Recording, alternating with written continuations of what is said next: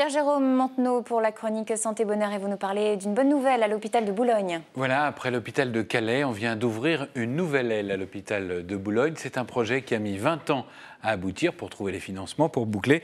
On ne s'étonne pas d'ailleurs que la ministre qui est venue l'inaugurer, Marisol Touraine, ait eu le sourire la semaine dernière. Après le déménagement de tout l'hôpital de Calais pour un établissement flambant neuf, c'est au tour de Boulogne-sur-Mer d'investir un nouvel équipement médical.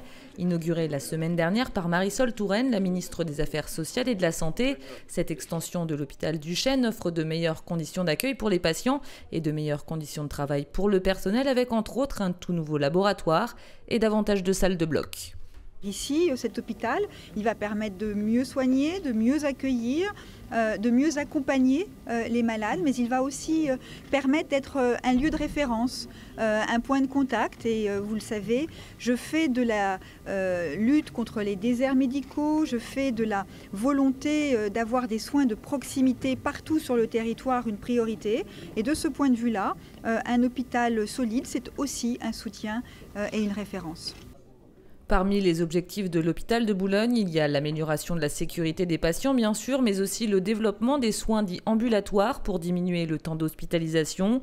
L'investissement de 105 millions d'euros et la réalisation de cette extension voulue par l'ancien gouvernement Fillon a donc été inaugurée par une ministre du gouvernement Hollande qui n'a tout de même pas manqué de rappeler que la position du gouvernement actuel en matière de santé était en rupture avec ce qui avait été fait précédemment, avec notamment l'augmentation des crédits apportés à la santé des Français, avec 4,5 milliards d'euros supplémentaires en 2013 par rapport à 2012.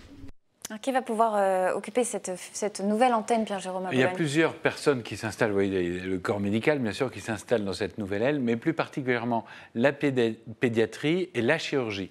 Et puis pour plus de confort, on va aussi avoir 117 nouvelles chambres refaites qui vont permettre d'être hospitalisés dans des meilleures conditions. Si on veut avoir un petit peu l'addition, eh bien c'est un projet de 106 millions d'euros, dont 5,7 millions d'équipements. Voilà qui explique peut-être un petit peu pourquoi ça a mis 20 ans pour déboucher, mais en matière de santé et de contrôle des dépenses de santé, on sait que c'est toujours très difficile de monter des projets pareils. Et vous l'avez dit, après Calais, c'est un plus pour le littoral. Le littoral. Et on y pense. C'était la chronique Santé Bonheur.